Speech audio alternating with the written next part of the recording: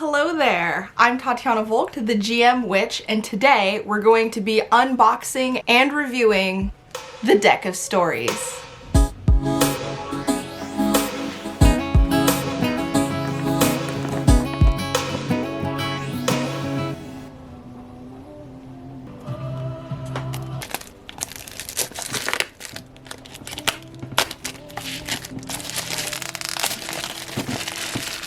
We'll start with the Genesis box.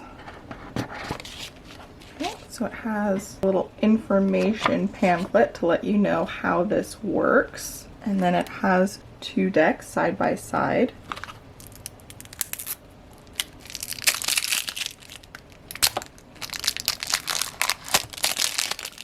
The Genesis box includes 18 sensory cards, 40 NPC cards,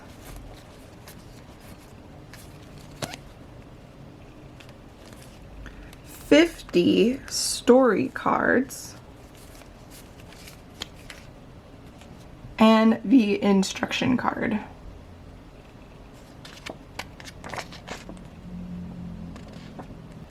Then we have what I'm assuming are boosters and expansions. So let's start with this one.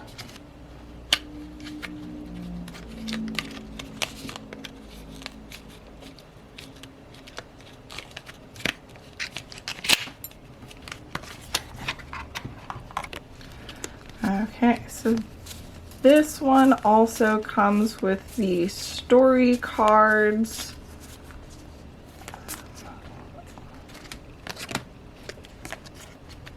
And some instruction cards. I'm assuming these are blank ones so you can come up with your own ideas. The simple instructions are to just shuffle the story cards, draw 3 of them, and then after reading the prompts, arrange them in an order that makes the most sense to you. So this, I think, could be a fun thing that we can do on the channel for adventure prep. All right, then we have these, which admittedly, I love the way they look, but I'm bummed because these aren't like reusable bags. So let's see if I can open them in a way so that I don't have to get rid of these. Okay, it was too much work, so I just cut off the top. Okay, and then these are just themed expansion packs.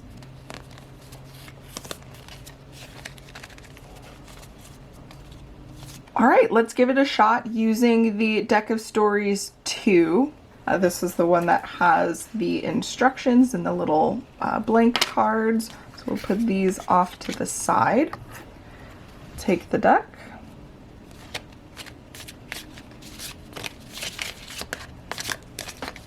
So we have 1, 2, and 3.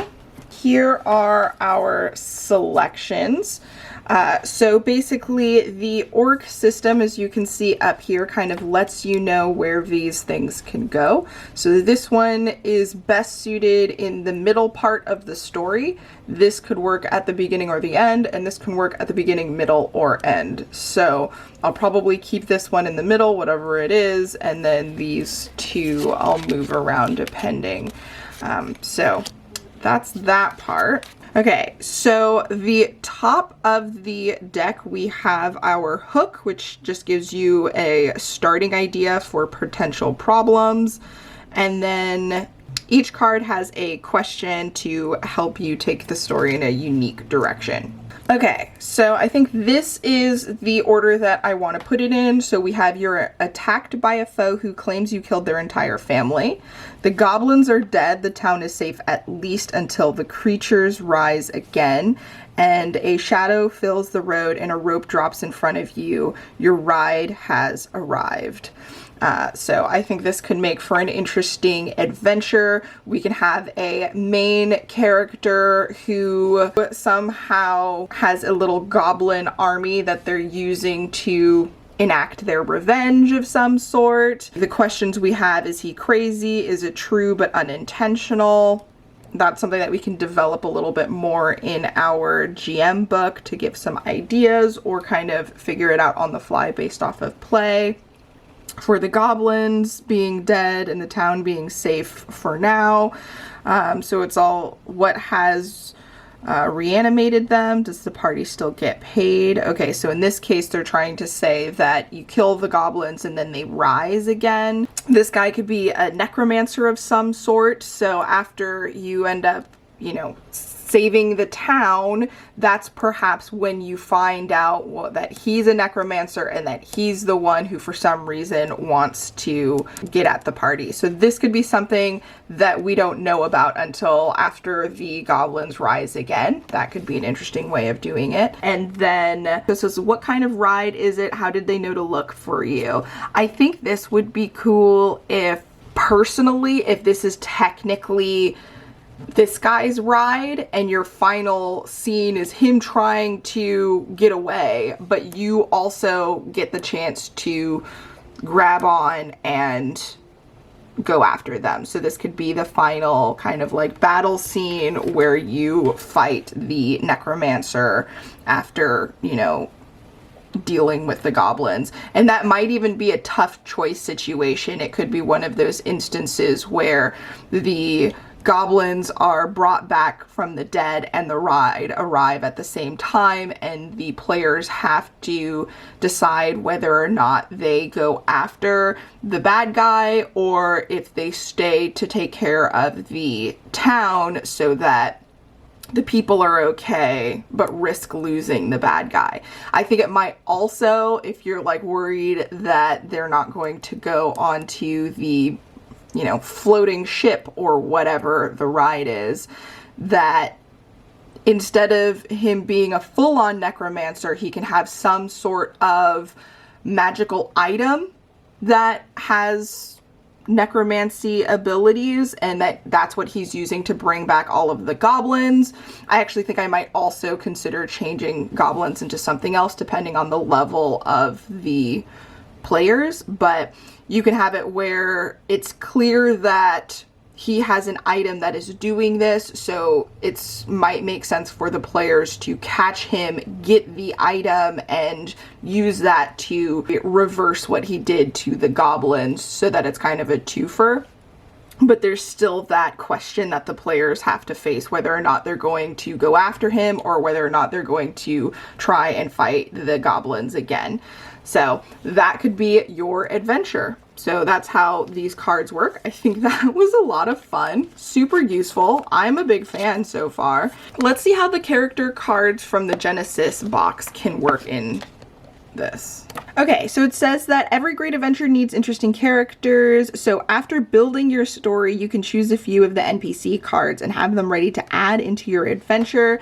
They list 5 traits on the back that show how the character will respond in various situations, and they encourage you that if you don't like the traits but you like the character, that you can switch it up however you want, which I think is true for all aids.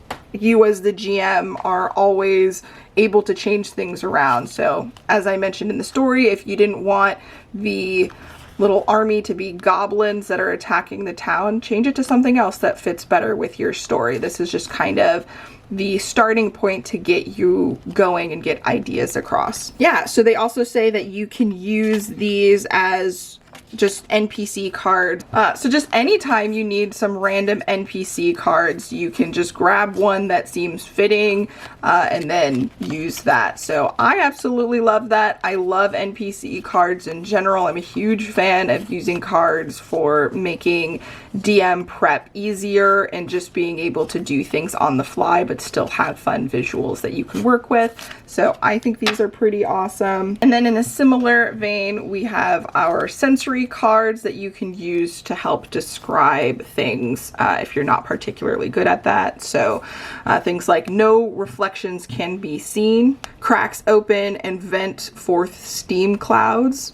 That's something interesting. I feel like you can easily use these as ideas to help flesh things out. So like I imagined this all happening kind of outdoors, but perhaps the flying vehicle that comes to pick up our main bad guy. Perhaps it has an intoxicating, sweet, and soothing aroma, and we can try and, like, why is it like that? Perhaps that has something to do with the type of bad guy that we have, his backstory, his magical powers, his this, that, or the other. So you can use that to help build this whole thing.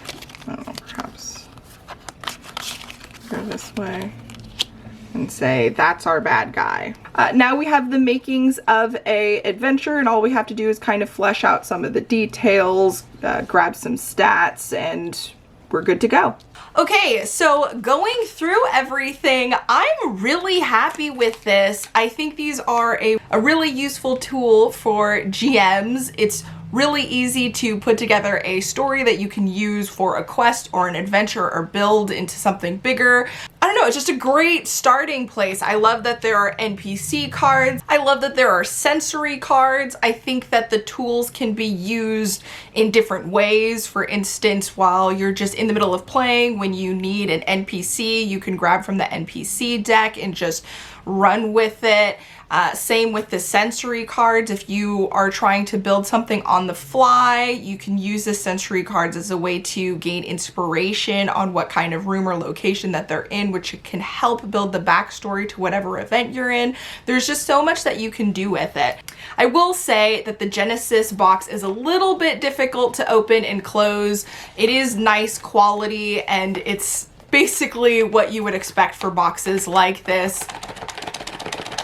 You gotta put in a little bit of work, which isn't too bad, but I figured I'd mention that. I am bummed out that these aren't reusable or resealable. I did just cut open the top on one of them so that I can slide the cards right back in here if I want to for storage purposes, and so that I can keep track of the different themes. We've got Gothic, Gears, Jungle, High Water, and Hell, in addition to our kind of generic deck of stories 1 and the expansion 2. So I love them. I love them so much. I'm really excited about using them. I think it might be fun to put together a deck of stories GM prep series on the channel where I use these to put together some different adventures and kind of write them out in my GM binder. I also have plans on doing that with like a mystery mug thing, which the first video should hopefully go out later this month, so stay tuned for that if you're interested. And if you do like the idea of the deck of stories series,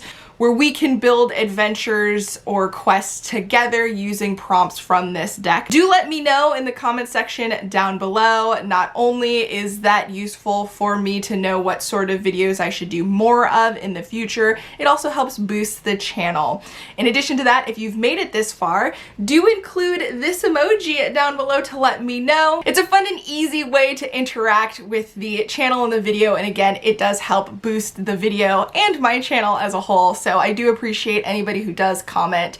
Thank you so much for all of your support. Hopefully I will be posting a little bit more regularly. I'm aiming for about twice a month, once to twice a month, depending on how things go. I do have a ton of Kickstarter content and things that I want to share with you guys, but I don't want it to just be a review channel, so I am building in some of those GM prep series that is going to help mix things up and hopefully make things a little bit more interesting. I'm really excited about that. I hope you guys are too. Anyway, I am rambling at this point. Thank you so much for everything, and I will see you in the next video. Until next time, bye!